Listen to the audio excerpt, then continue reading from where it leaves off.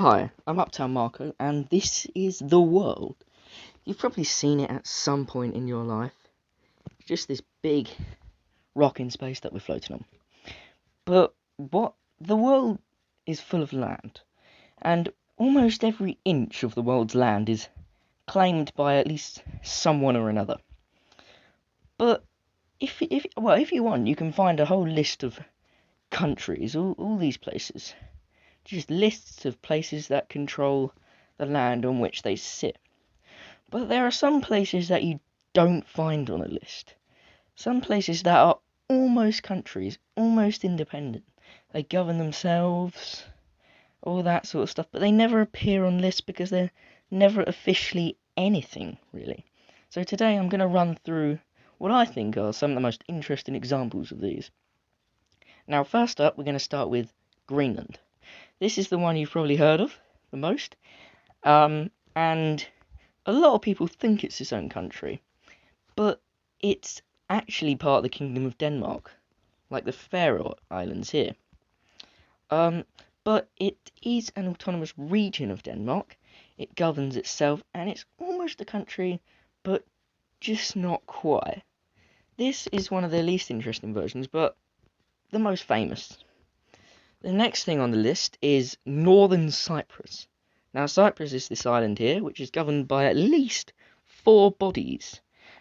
You've got Cyprus, the country of Cyprus, you've got Northern Cyprus, you've got UK territories, and you've got the UN, all controlling different parts of this land, or at least claiming it.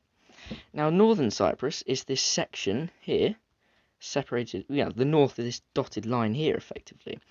And what it is Turkey invaded Northern Cyprus in, what was it, 1974, I believe. They invaded the land, they took control of it, and that means that currently the only country that recognises Northern Cyprus as its own state is Turkey. Now, if you look, there's a lot of tension between Cyprus and Northern Cyprus, so much so that there are actually 2 dotted lines here separating between them, and in between that is controlled by the United Nations. And it's a buffer zone. It's just so they don't get in each other's way. There's a lot of tension going on here. But now we move on to the more lesser known ones. By far the largest, except Greenland, is Kurdistan. This large region of the Middle East, inhabited by the Kurds. Now, the people here are ethnic Kurds. You can see this map encompasses what the CIA has decided as Kurdish inhabited areas. Large region of Middle East inhabited by the Kurds. Now, they have their own languages, culture, identity here, basically. It roughly encompasses Turkey, parts of Turkey, Armenia, Iran, Iraq, and Syria. Now, interestingly, Iraqi Kurdistan gained autonomous status in 1970, which basically means that the Kurds at least in Iraq, can govern themselves without interference from Iraq, or at least that's the idea. And of course, in the Syrian civil war, there were Kurds fighting in that, and they managed to get a lot of control in northern Syria and effectively establish their autonomous regions of northern Syria so they can govern themselves in that. But as for the rest of it, it's really disputed. It's an ethnic region, mainly, as opposed to geographical arguments. The next thing on the list is one you may or may not have heard of. It's quite famous as an almost country. It's called Transnistria. It runs along the river between Moldova and Ukraine, somewhere around here. Now, Transnistria they're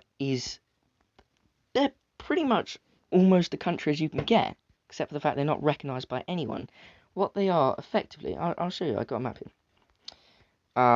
That's Transnistria, the red highlighted bit, between Moldova and Ukraine.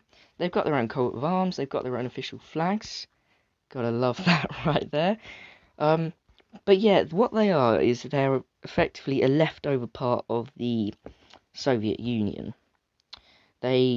run themselves. They've got their own president, they've got their own languages, military, police force, everything really. So yeah, that's what Transnistria is. They effectively govern themselves. They're pretty much like a country, but no country formally recognises them as a country. The next thing on the list is South Ossetia, this region of North Georgia, within this dotted line, bordering Russia. South Ossetia, you may have heard of recently, because they have just voted that they want to join the country of Russia, which is interesting, but Georgia probably won't let them if they can have a discussion on that. But it's this green section here, like I said, they've got their own flag, they've got their own national anthems. Again, they're quite individual. They speak Ossetian, it's one of their main languages, interestingly. But they're another leftover part of the Soviet Union. They claimed independence from Georgia in 1991, when Georgia got their independence from the Soviet Union. And effectively, Georgia tried to regain control of South Ossetia, and there was a massive war in the 90s between Georgia and South Ossetia. And in the end, the Russians and the South Ossetians beat the Georgians and have gained control of the territory of South Ossetia. So yeah, and the next thing on the list, also in Georgia, is Abkhazia, which is this western mountainous region of Georgia. Georgia seems to be suffering a lot with these, don't they? Now, Abkhazia is, again, a Soviet Union disagreement thing. They've got their own flag, they speak Abkhaz. They're just this mountainous region of Georgia. I do like their flag, by the way. It's just, it's different. So, yeah, the Abkhazes are an ethnicity, so it's another sort of ethnicity thing. And so they're only recognised by 5 countries, I believe. Russia, Venezuela, Nicaragua, Nauru, and Syria. Now, Nauru is interesting because Nauru is a country recognised by many countries. It's effectively a tiny nation, which is just an island in Oceania. But it pops up a lot because they seem to recognise quite a lot of controversial landmasses as their own states. So they're always popping up on these lists with like 5 other countries. Nicaragua does as well, by the way, and Venezuela. They all seem to do that. So yeah, and the final one I'm going to go through today is, again, quite similar to the ones I've already mentioned, is a region of Azerbaijan called Artsakh. Now, I like Artsakh because they have a really cool flag. It's effectively the Armenian flag, despite being in Azerbaijan, with this weird pixelated arrow on the top of them. They look nothing like the flag looks nothing like any other flags you've ever seen. It just looks weird. But I've seen this flag before, and I've always wondered what it was for. And when I was researching for this video, I found out that it is indeed part of Artsakh. But again, they're sort of a self-governing region.